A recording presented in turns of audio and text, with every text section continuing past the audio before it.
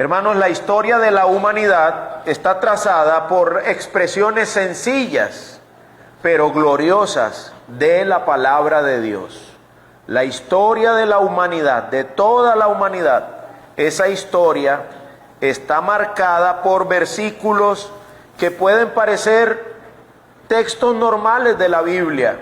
Cosas como lo que veíamos esta mañana: el que no trabaje, que tampoco coma. Eso es algo muy sencillo, pero eso enmarca nuestra historia. Eso enmarca nuestro comportamiento. En este mundo caído pueden pasar muchas cosas.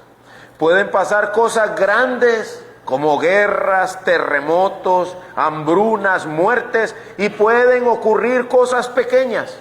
Sin embargo, la palabra de Dios permanece y debe permanecer inmutable, como lo es el único Dios verdadero que nos la ha dado. Así como es Dios, así es su palabra. El mundo puede estar atravesando cualquier circunstancia, sin embargo la palabra de Dios permanece firme. El cielo y la tierra, dice la Biblia, pueden removerse. El cielo y la tierra pasarán, pero mi palabra, dice Dios, no pasará. La bendita palabra de Dios no será conmovida. La bendita palabra de Dios se cumplirá al pie de la letra en cada aspecto que ella revela. Y esto es muy digno de meditarse. Máxime cuando vamos a ver hoy cómo la palabra de Dios se cumplió al pie de la letra, aún sobre Jesús, el Cristo. Aún sobre Cristo, aún sobre Dios hecho hombre, aún sobre el mismísimo Hijo de Dios. La palabra de Dios se tuvo que ir cumpliendo detalle a detalle. Es decir, si ni siquiera Él fue eximido, ¿cuánto menos nosotros? ¿Cuánto menos nosotros? Si aún el Hijo de Dios tuvo que deleitarse en la ley de Dios, mientras ella se iba cumpliendo sobre su propio cuerpo, sobre su propia alma, sobre su propia angustia, y debió soportarlo, y no solo soportarlo, deleitarse mientras ocurría. Imagínate en nosotros, viles y pobres, menesterosos, débiles, pecadores. Aún sobre nosotros la palabra de Dios debe cumplirse. Así que esta mañana vamos a meditar en conociendo a Jesús el Cristo, el fin de todo aquello. ¿Cuál fue el fin de toda la narrativa con respecto a Jesús y su entrega para ser juzgado y para ser muerto en la cruz? ¿Cuál fue el fin de todo eso? Vamos a examinarlo bajo este título, pensando en primer lugar en lo siguiente. El fin de todo aquello fue que Judas, terminó entregando a Jesús, tal como lo declaran las Escrituras. Leamos Mateo 26, 47 al 50. Mateo 26, 47 al 50. ¿Lo tienen? Nos devolvemos unos textos hacia atrás y leo para ustedes. Mientras Jesús estaba todavía hablando, Judas, uno de los 12, llegó acompañado de una gran multitud, con espadas y palos, de parte de los principales sacerdotes y de los ancianos del pueblo. El que lo entregaba les había dado una señal diciendo: al que yo bese, él es, lo pueden prender. Enseguida se acercó a Jesús y dijo: salve, Rabí, y lo besó. Amigo, haz lo que viniste a hacer, le dijo Jesús. Entonces ellos se acercaron, echaron mano a Jesús y lo arrestaron. Hermanos, el fin de todo aquello radica en que Judas inició dando la señal y entregando a Jesús, tal como las Escrituras lo profetizaban. Judas entregó a Jesús a través de un beso, lo cual era el saludo íntimo que se le daba a alguien a quien usted amaba, a alguien que era cercano a usted, a alguien que era como su otro yo, a alguien en quien usted confiaba plenamente. Y esa fue la forma en que Judas entregó a Jesús, dándole fin a esta narrativa. Veamos lo que dice Salmo 55 al respecto. Salmo 55, versos 12 al 14. Se dice que los salmos son los salmos de Cristo. Los salmos son los salmos de Cristo. Salmo 55, 12. Lo tienen, Salmo 55, 12. Porque no es un enemigo el que me reprocha. Si así fuera, podría soportarlo. Ni es uno que me odia el que se ha alzado contra mí. Si así fuera, podría ocultarme de él. Sino tú, que eres mi igual, mi compañero, mi íntimo amigo. Nosotros que juntos teníamos dulce comunión, que con la multitud andábamos en la casa de Dios. Hermanos, las Escrituras revelaban cientos de años antes de que Judas vendiera a Jesús con un beso, lo entregara con un beso. Las Escrituras ya registraban estas palabras: tú que eres mi igual, mi compañero, mi íntimo amigo. Por eso Judas escogió el beso como la señal para entregarlo. Así terminó todo, a través de la entrega por medio de un beso. Un beso que era señal de confianza, un beso que era señal de cercanía, se convirtió en señal de entrega, se convirtió en señal de traición. Dice el Salmo 41, 9, aún mi íntimo amigo en quien yo confiaba, el que de mi pan comía, contra mí ha levantado su talón. Aún él me golpeó, aún él me dio, me afectó, me dañó. Imagínate eso. Lo escribe el salmista, pero lo está escribiendo con respecto a Cristo. Lo vive el salmista, pero lo está viviendo con respecto a Cristo. Y Cristo lo está experimentando. Todo lo que había sido escrito, Cristo lo está experimentando. Estaba escrito que debía ser traicionado. Estaba escrito que de una forma íntima, como me encanta esta frase que usa el Salmo 55, 13, mi igual. Tú que eres mi igual, eras igual a mí, eras como yo. Hermanos, Judas era un hombre de confianza, tanta confianza que manejaba el dinero común que los discípulos todos tenían para sus necesidades. Era de tanta confianza que cuando Jesús le dice, ve y haz lo que te has propuesto, que era venderme, entregar a Cristo, los discípulos pensaron que lo había mandado a comprar algo. Imagínense qué grado de confianza. Jesús, parece que era normal ver a Jesús así, hablando algo entre Judas y él. Era muy normal. Nadie desconfió, nadie preguntó, ¿para dónde va Judas? ¿Por qué no toma la Santa Cena con nosotros? ¿Por qué paró y se tuvo que ir? Nadie se preocupó. Cuando esas cosas pasan, es porque hay una completa confianza. Si yo detuviera ahorita el sermón y salgo sin decirles nada, ustedes se preguntarían qué me pasa. Pero si ustedes me conocieran plenamente y supieran que yo todos los domingos, al ser las 10:32 salgo, ustedes dirían, sí, él salió como siempre, ahorita vuelve. Pero lo que Judas hizo debió ser de extrañarse, pero no lo fue, porque era de completa confianza de Jesús y de los demás.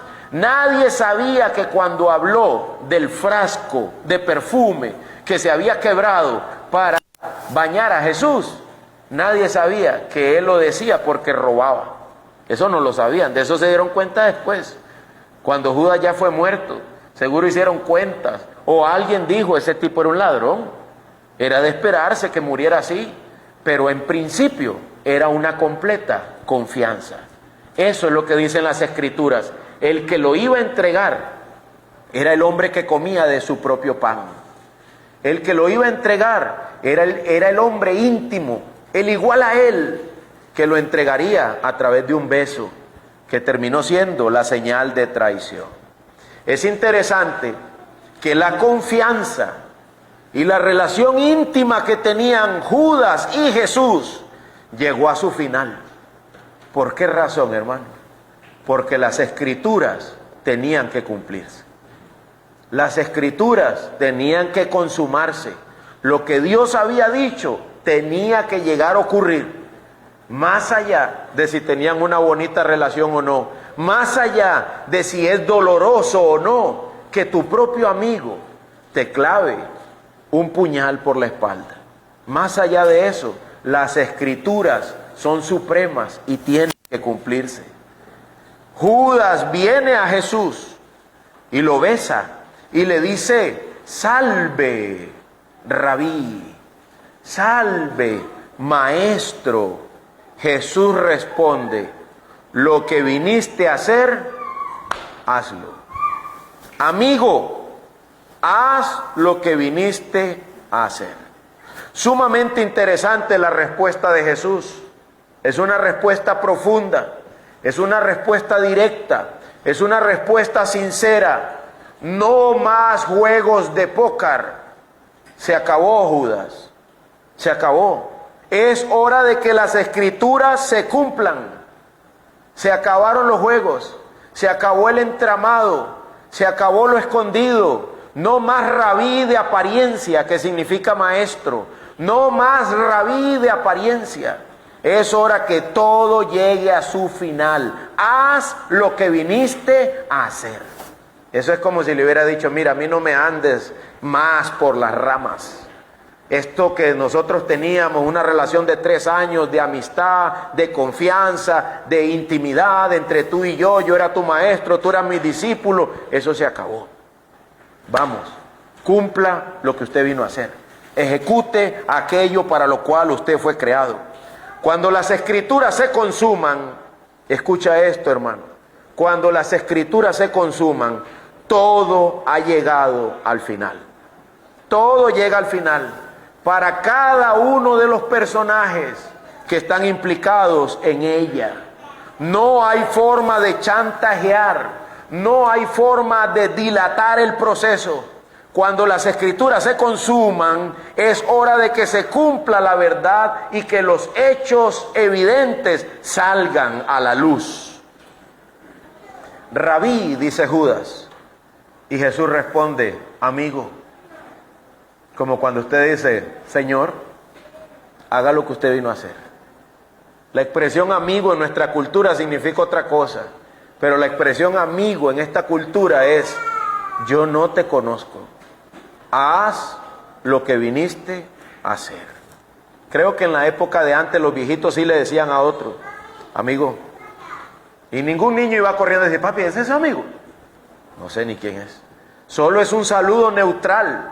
Ya no hay contacto. Judas, se acabó. No hay más comunión íntima. Eso se terminó. Las escrituras tienen que cumplirse. Haz lo que viniste a hacer. Es una frase confrontadora que no deja más espacio a las apariencias, sino que establece con claridad que cada hombre tiene una razón de existencia en esta tierra. Dice la Biblia: todas las cosas hechas por el Señor tienen su propio fin, hasta el impío para el día del mal. Proverbios 16:4. Todas las cosas en la tierra, todo lo que tú ves, tiene su propio fin. Llega un momento en que se acaba todo. Hasta el impío tiene una razón para la cual existe. Existe para el juicio final. Existe para ser apartado de Dios para siempre. Existe para que Dios muestre su gloria, su poder, su supremacía, aún sobre el hombre pecador. Aún él fue diseñado para ser castigado.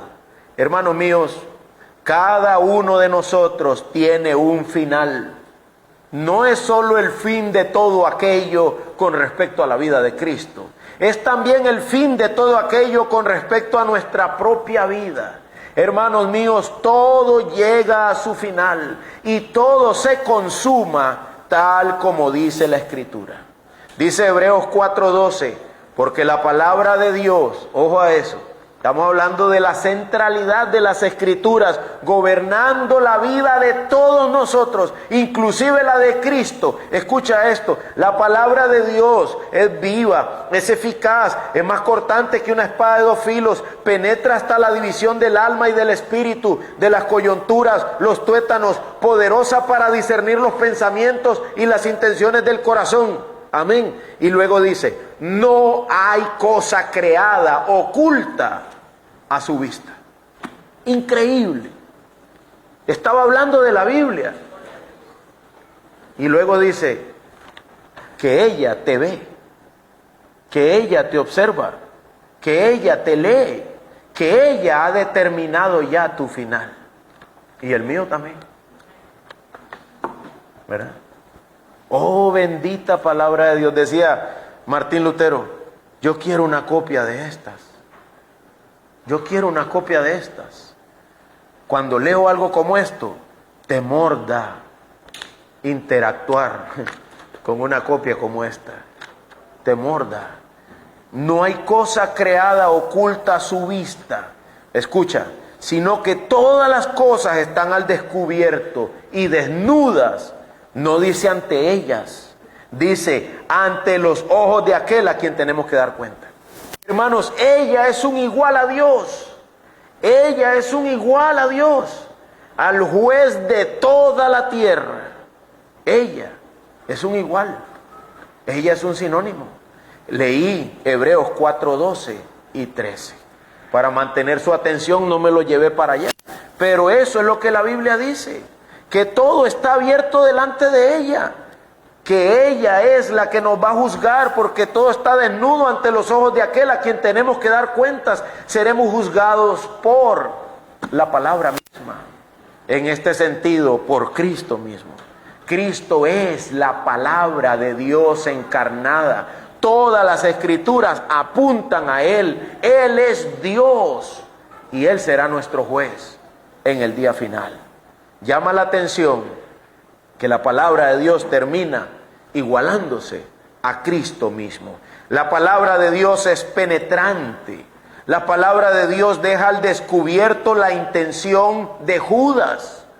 Judas viene y dice con un beso, Rabí. Pero la palabra de Dios ya había dicho que él traicionaría a Cristo. Así que Cristo le dice, amigo, haz lo que viniste a hacer. Ya la Biblia te leyó, ya la Biblia te juzgó, ya la Biblia te condenó. Aquí ya no hay más relación de discípulo. Ya eso está escrito. Tú eres el que me vas a entregar. A eso es a lo que Jesús se refería cuando usó semejante expresión. Quiero que revisen conmigo Eclesiastés 3:15. Eclesiastés capítulo 3, versículo 15. Eclesiastés 3:15. ¿Lo tienen?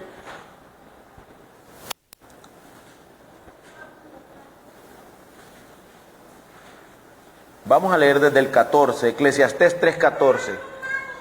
Sé que todo lo que Dios hace será perpetuo. Salmos, Proverbios y sigue Eclesiastés. Eclesiastés 3:14. Sé que todo lo que Dios hace será perpetuo. No hay nada que añadirle, no hay nada que quitarle. Dios ha obrado así para que delante de Él teman los hombres. Sé que todo lo que Dios hace será perpetuo. Escuche, hermano, no hay nada que añadirle, no hay nada que quitarle. Lo que está dicho sobre mí está dicho. ¿Me explico? Será perpetuo, inconmovible. Lo que la Escritura diga es lo que está establecido. Nada que añadir, nada que quitar. Verso 15. Lo que es ya ha sido y lo que será ya fue. Lo que es ya ha sido y lo que será ya fue. Porque Dios busca lo que ha pasado. Es decir, Dios traerá a juicio lo que ocurrió. Pero usted es lo que es.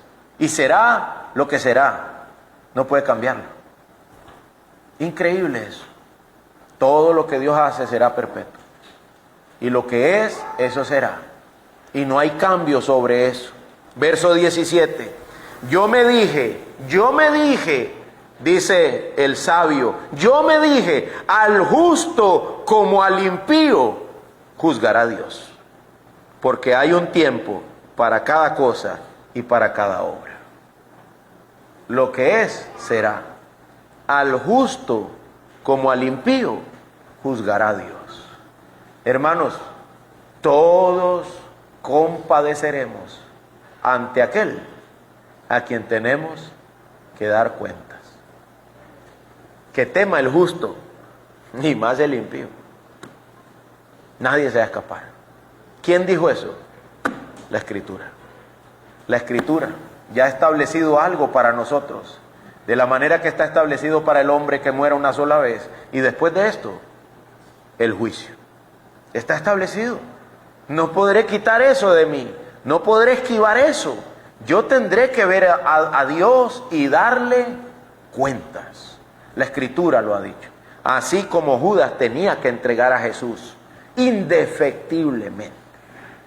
Haz lo que viniste a hacer.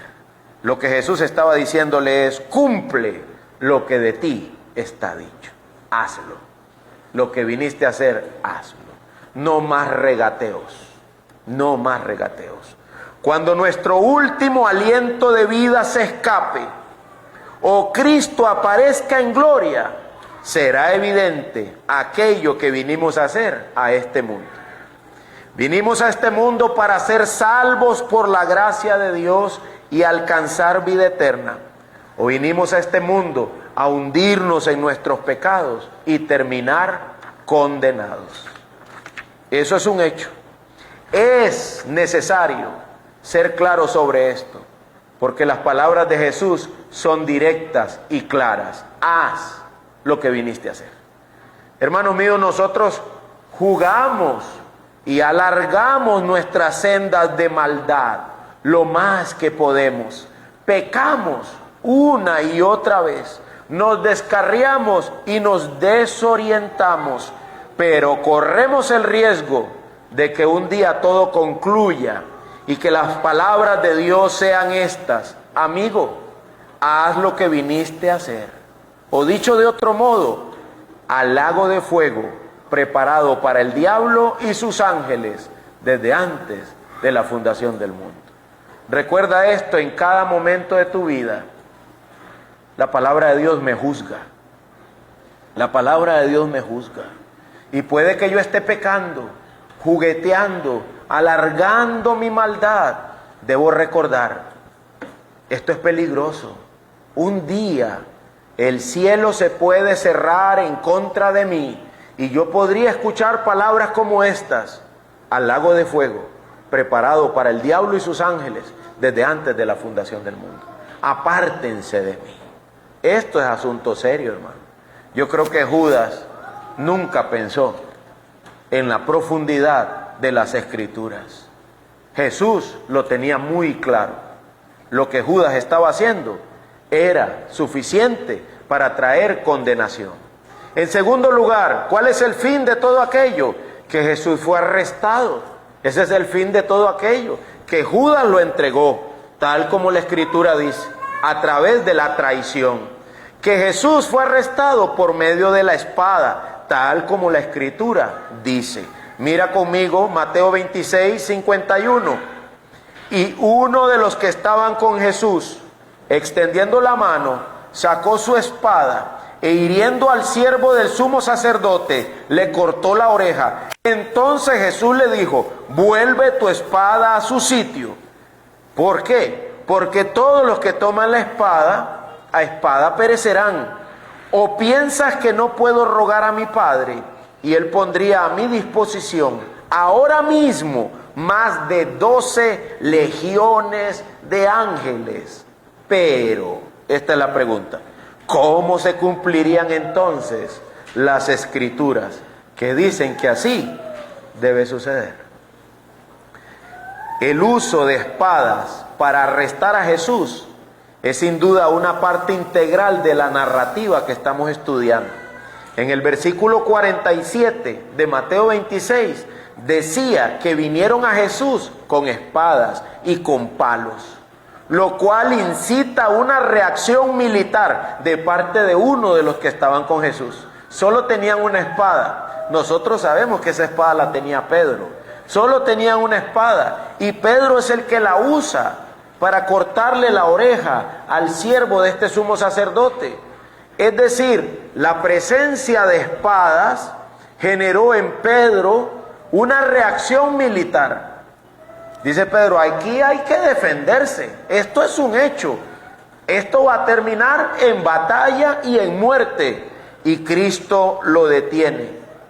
Y le dice, no, así no va a terminar. Va a terminar como dicen las Escrituras. Va a terminar como dicen las Escrituras.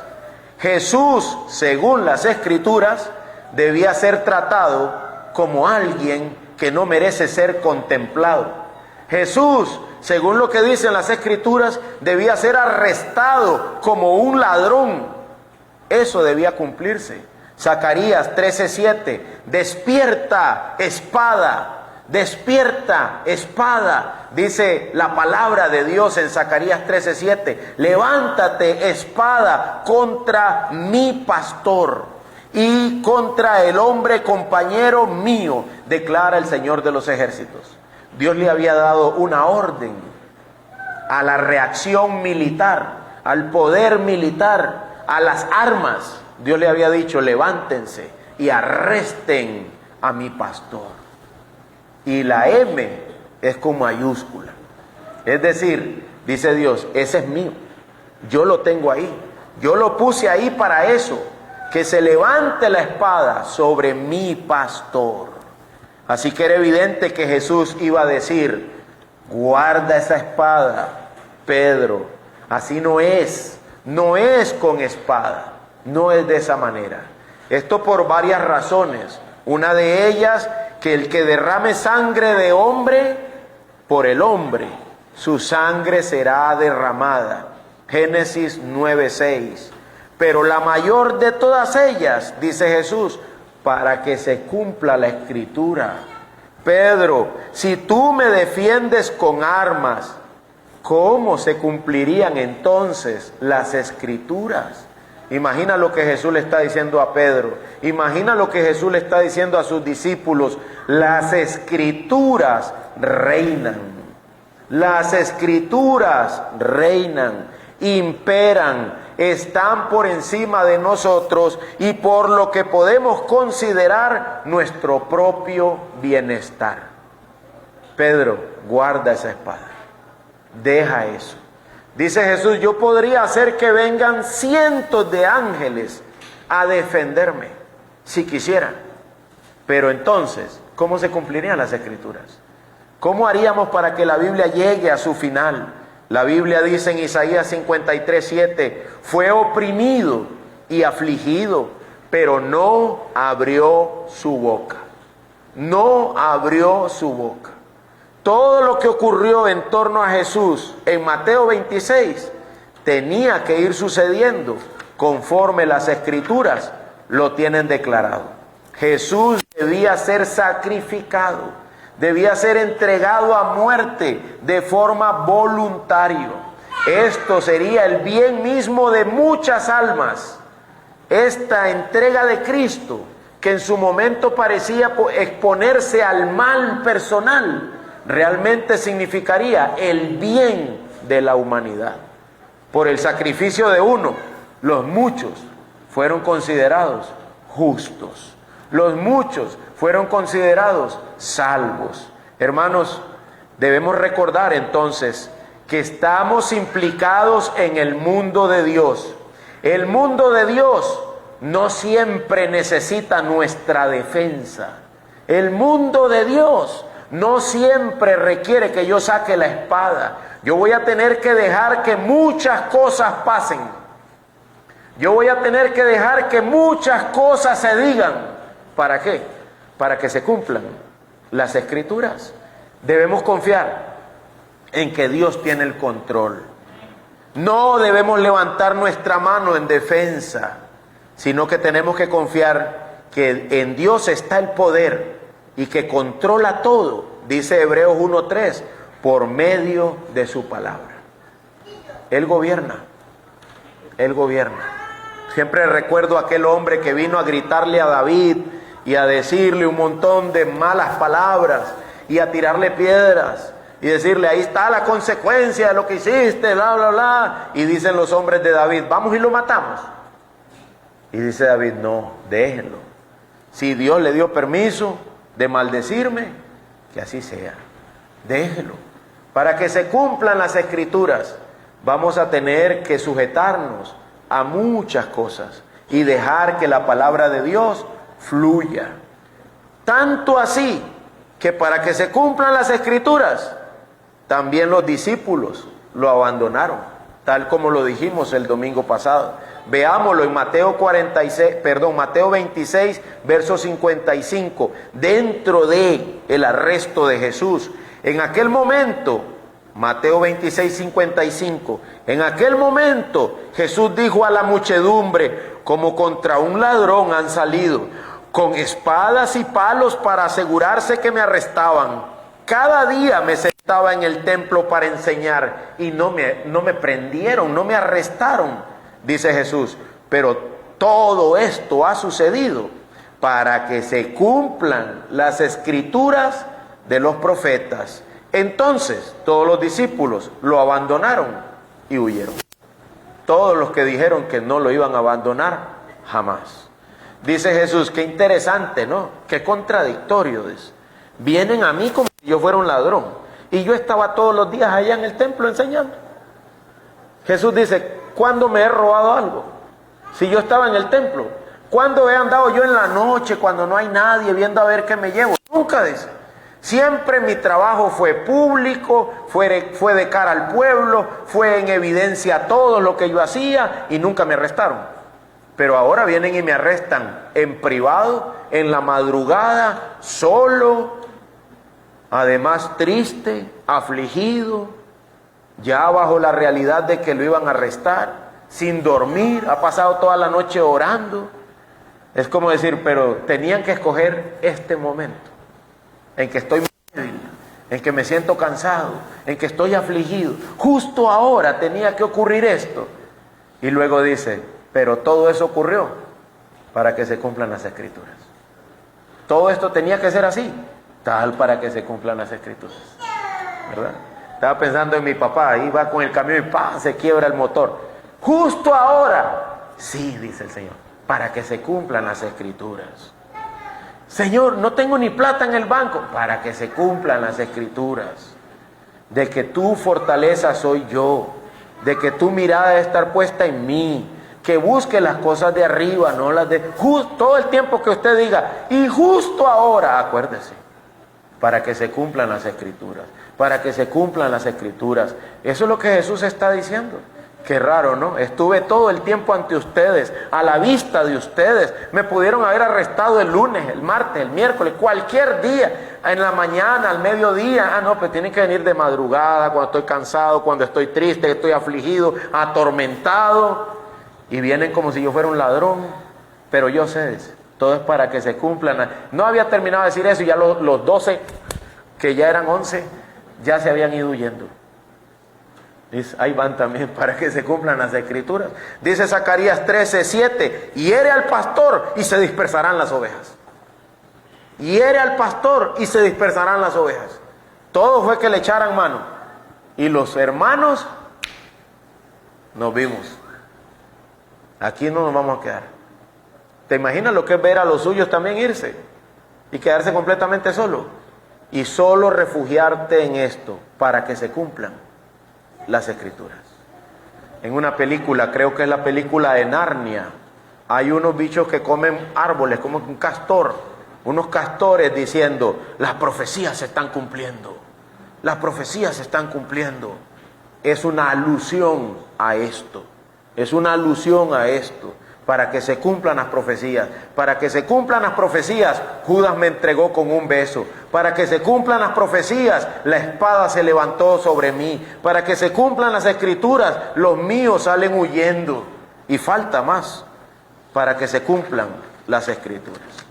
¿Cuál es la gran razón? Las escrituras deben cumplirse. Tercer punto del sermón, el fin de todo aquello falsos testigos contra Cristo y denuncias de estar blasfemando el nombre de Dios por decir la verdad, que Él es Dios. Mateo 26, 57. Los que prendieron a Jesús lo llevaron ante el sumo sacerdote Caifás. Mateo 26, 57, donde estaban reunidos los escribas y los ancianos. Pedro fue siguiendo de lejos a Jesús hasta el patio del sumo sacerdote y entrando se sentó con los guardias para ver el fin de todo aquello. Y los principales sacerdotes y todo el concilio procuraban obtener falso testimonio contra él, contra Cristo, con el fin de dar muerte a Jesús, y no lo hallaron, a pesar de que se presentaron muchos falsos testigos. Pero más tarde se presentaron dos que dijeron: este declaró, yo puedo destruir el templo de Dios y en 3 días reedificarlo.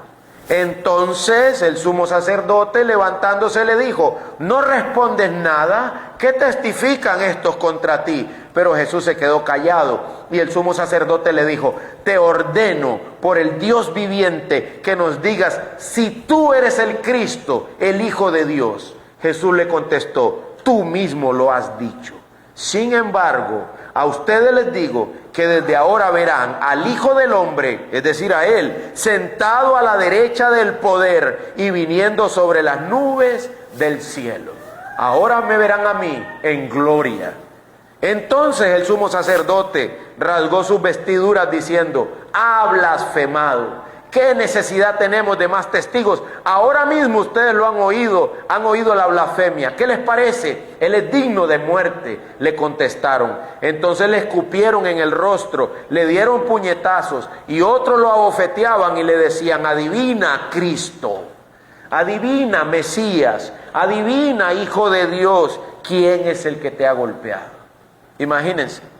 El apóstol Pedro es el informante de esta experiencia, porque todos los demás salieron huyendo.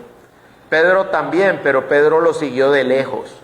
Y Pedro le contó todo esto sin duda a Marcos. Y Mateo lo sabía también, hablaron de eso después. Dice Pedro: ¿sabes qué hicieron? Buscaron falsos testigos. Buscaron falsos testigos. Y usted puede decir, tal como decía la Escritura. Leo para ustedes el Salmo 35:11, otro salmo. Se levantan testigos malvados. Salmo 35:11. Se levantan testigos malvados y de lo que no sé me preguntan. Me devuelven mal por bien para aflicción de mi alma. Se levantan testigos malvados. Ya estaba escrito que tenían que levantarse hombres mentirosos, que Jesús nunca hizo nada malo, nunca robó, nunca dañó a nadie, nunca blasfemó contra nada, pero ellos lo golpearon y lo maltrataron como si Él lo hubiese hecho. Salmo 69:7, por amor de ti. Salmo 69:7, Jesús le dice al Padre Dios: por amor de ti he sufrido insultos. La ignominia o la vergüenza ha cubierto mi rostro. Me he convertido en extraño para mis hermanos y en extranjero para los hijos de mi madre, porque el celo de tu casa me ha consumido y los insultos de los que te injuriaban han caído sobre mí, dice Jesús. Estos insultos no son más que las acusaciones de falsedad que los líderes religiosos dirigían a Jesús. Jesús, hermanos, no estaba mintiendo. Jesús no mintió al reconocer que Él es el Cristo, el Hijo del Dios viviente. Y que las profecías de Daniel 7, eso que Jesús dijo, que lo verían sentado a la diestra del poder y viniendo en gloria, son profecías de Daniel 7. Jesús dice, todas las profecías que hablan de eso, están hablando de mí, hablan de mí y de mi gloria. Esos insultos son los que cayeron sobre Jesús, porque lo golpearon, lo abofetearon, burlándose de Él, como si Él hubiera dicho algo que no es cierto. Él, todo lo que dijo con respecto a Dios era verdad. Con respecto a Él era verdad, pero fue acusado de estar blasfemando. Isaías 53:4 dice: ciertamente Él, Jesús, llevó nuestras enfermedades y cargó nuestros dolores. Con todo, oigan esto, nosotros lo tuvimos por azotado, por herido de Dios y afligido. No herido de los hombres, herido de Dios. Este verso contiene el sentir de que Jesús llevó sobre él la acusación de haber ofendido a Dios. Esto es, diría uno, el colmo. Que Jesús ofendió a Dios. Nunca lo ofendió, pero nosotros lo tuvimos por herido de Dios. Como si Dios se hubiese molestado y hubiese permitido que los judíos lo golpearan por haber blasfemado el nombre de Dios. Nunca hizo eso, pero así parecía. Realmente las escrituras se plantaron sobre Jesús. Y aquí vengo con un ejemplo muy liberiano, solo los de Liberia lo entenderían. Las escrituras se plantaron sobre la vida de Jesús como el sol de mediodía se planta sobre nosotros cuando andamos haciendo alguna diligencia, algún mandado y no hay dónde taparnos de ese sol bravo, picante, que quema, que agota. Así las escrituras, imagínenselas abiertas sobre Cristo, cargando a Cristo en cada momento del fin de su ministerio. Es un hecho. Judas lo entregó, lo arrestaron con espadas, buscaron falsos testigos, lo golpearon y lo abofetearon, culpándolo por haber blasfemado a Dios, cuando todo lo que él dijo era verdad. Alguien tomaría a Cristo y diría: hagamos un alto, y lo toma ahí sangrando, golpeado, lastimado, y le pregunta: ¿por qué sufres todo esto? Y él diría: para que se cumplan las escrituras. Eso es increíble. ¿Qué tanto poder tiene este texto? ¿Qué tan importante es la palabra? Una señora dijo una vez, falsamente llamada pastora, dijo una vez: la Biblia es como una guía. Como una guía. ¿Usted podría decirle eso a Cristo? Jesús, no te dejes golpear tanto. La Biblia es como una guía. Dios guarde, hermano. ¿Dónde estaríamos nosotros? ¿Dónde estaría nuestra salvación? ¿Cómo podríamos haber sido rescatados? De lo que las escrituras decían, dependía la redención de la humanidad desde que el hombre pecó. Jamás podían haberse tomado como una guía. Tenían que ser consideradas la bendita palabra de Dios. Mientras yo preparaba este sermón me acordaba de la tradición religiosa que dice palabra de Dios, y la gente repite: te alabamos, Señor. Y yo decía: ¿sabrán lo que dicen?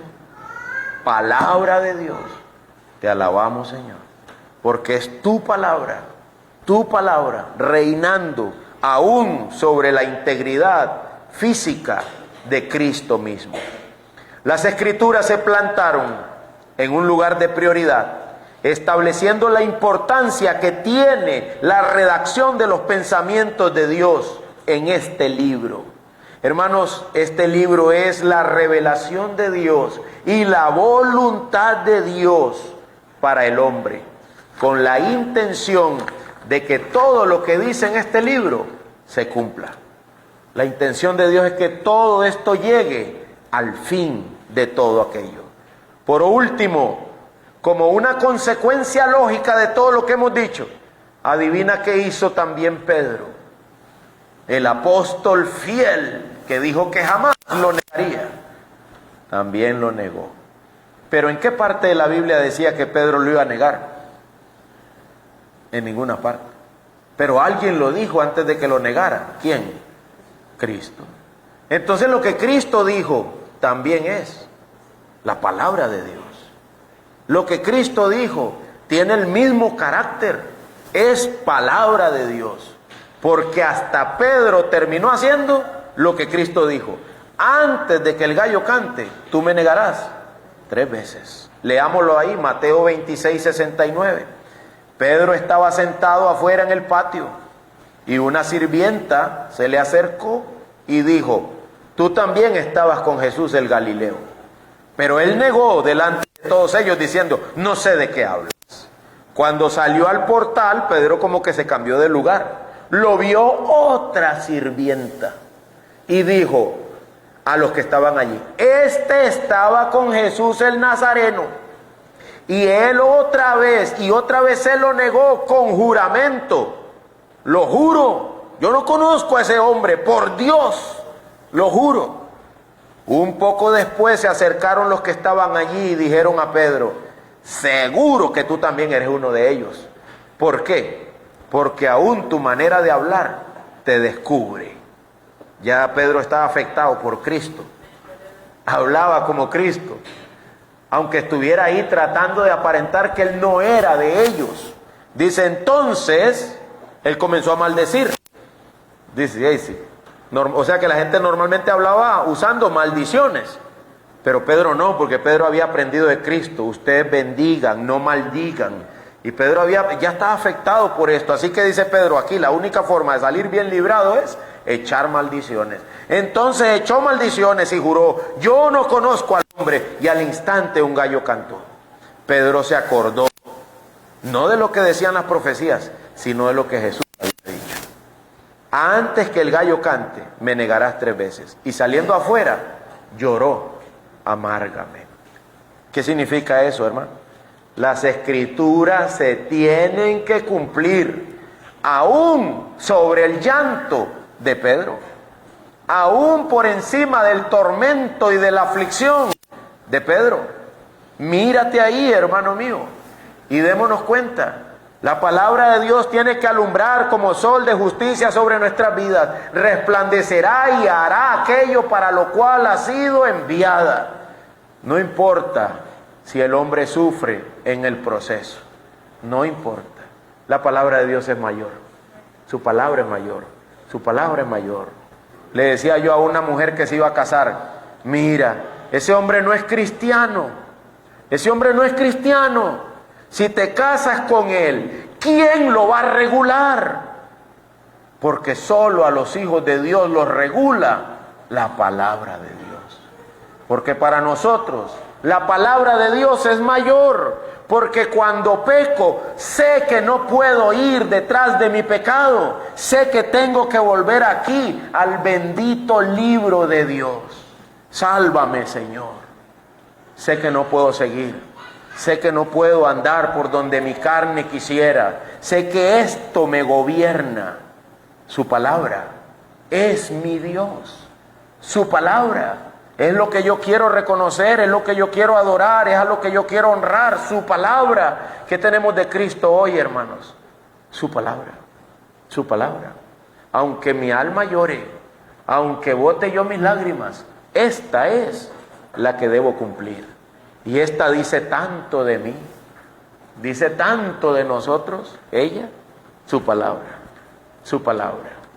¿verdad? Bendita palabra, no podemos ir más allá de ella y no podemos vivir sin ellas. Conclusión: las escrituras son el gran paraguas de la historia de Jesús, de su entrega y de su muerte en la cruz.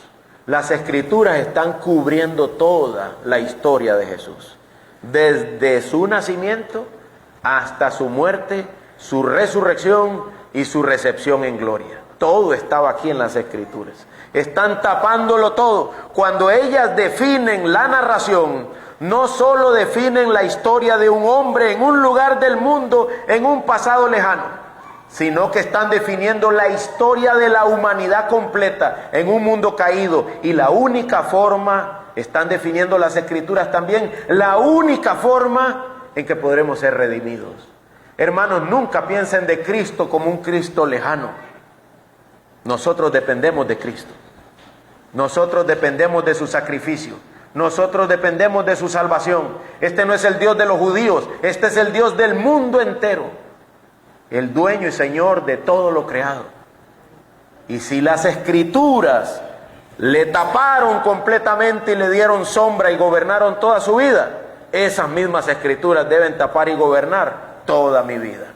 Porque debajo de esas palabras está Él y debajo de esas palabras debo estar yo también. Ustedes son mis amigos, dice Cristo, si hacen lo que yo les mando. ¿Verdad? Échese para acá y si métase conmigo. Debajo de este paraguas.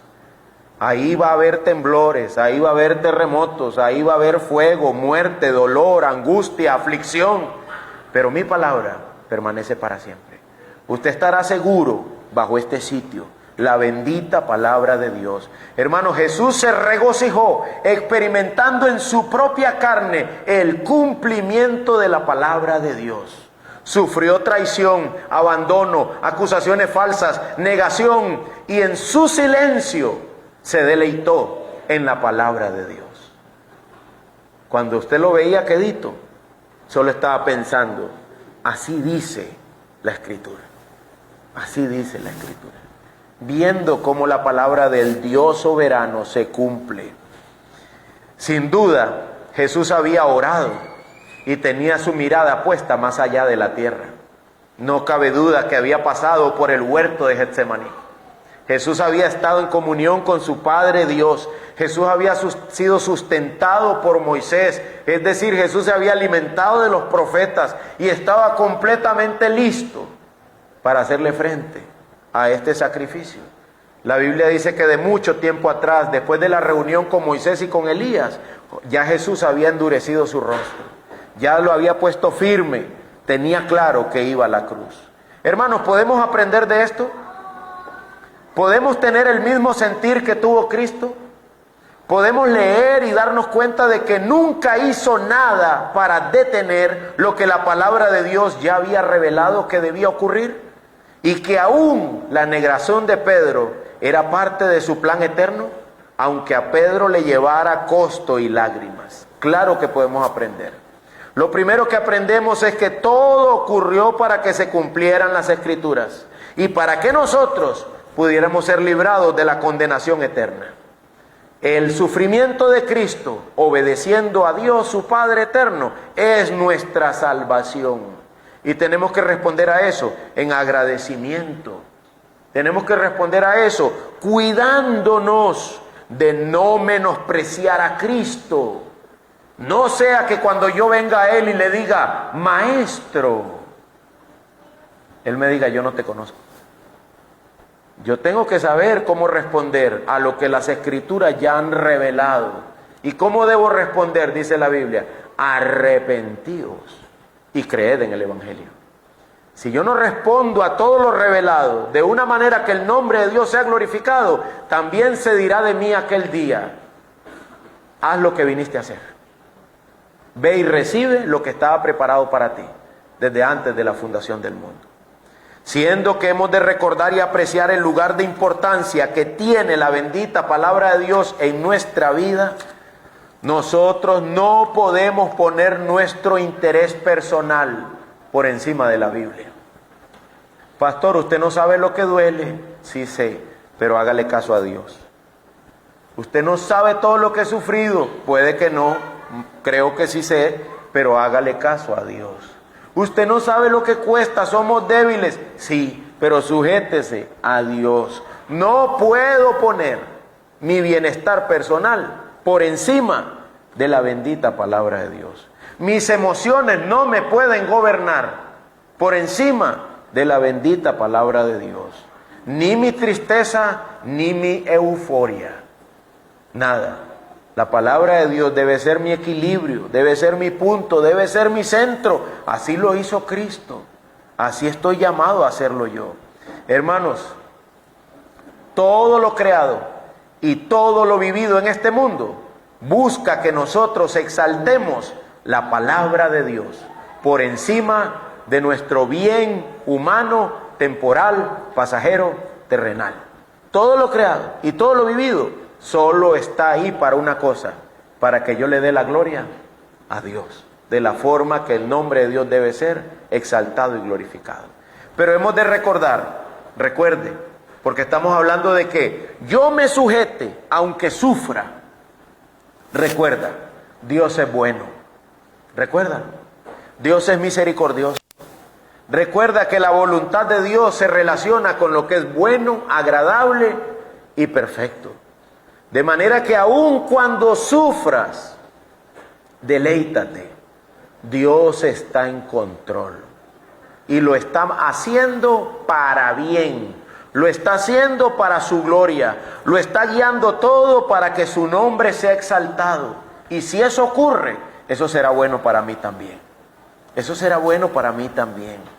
A veces la carne te va a decir, peca un poco, satisfácete. ¿Por qué te restringes tanto? No es tan malo.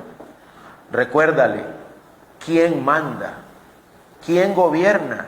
¿Y para qué se gobierna? No, carne traicionera, hoy me propones esta maldad y mañana me acusarás de haberla cometido. Mañana me reprocharás que cómo fui tan débil, que cómo no pude mantenerme en pie. Recordemos eso, hermanos. Tenemos enemigos como cristianos, la carne, el diablo y el mundo. Y solo tenemos una aliada para nuestro sostén, la bendita palabra de Dios. Profunda, dice la Biblia, profunda ancla para nuestra alma, la palabra de Dios. Ella es la que nos mantendrá seguros. Ella nos mantendrá en la posición correcta. De manera que en los momentos de oscuridad como los de Jesús en la cruz, deleitémonos en hacer la voluntad de Dios revelada, siendo que la palabra de Dios es lámpara e ilumina nuestra senda. Dice Salmo 119, 105, 106, lámpara es a mis pies tu palabra y luz para mi camino. He jurado, me encantó eso, he jurado y lo confirmaré, que guardaré tus justas ordenanzas. He jurado y lo confirmaré, que guardaré tus justas ordenanzas. Hermanos, eso dijo Cristo. Eso dijo Cristo mientras lo golpeaban. Eso dijo Cristo mientras lo abandonaban, mientras lo entregaban a traición, mientras lo acusaban de blasfemo. He jurado que yo guardaré tus mandamientos, yo guardaré tus enseñanzas. Y las enseñanzas decían que debía ir como un cordero al matadero, que no debía abrir su boca. Y no lo hizo, no lo hizo. Y esto lo llevó a la muerte, diría Pablo, y muerte de cruz. Vamos a orar y a quedarnos con ese pensamiento. ¿Cuál fue el fin de todo aquello? Todo lo que la Escritura decía que tenía que ser. ¿Cuál será el fin de nuestras almas? Todo lo que Dios ha determinado. Hemos de depender de Él y estar sujetos, sabiendo que en Él hay esperanza de salvación y vida eterna. Aunque Él me mate, dicen los libros de sabiduría, aún así lo adoraré, aún así le alabaré. ¿Por qué? Porque Él es bueno. Él sabe lo que hace. Oremos, hermanos.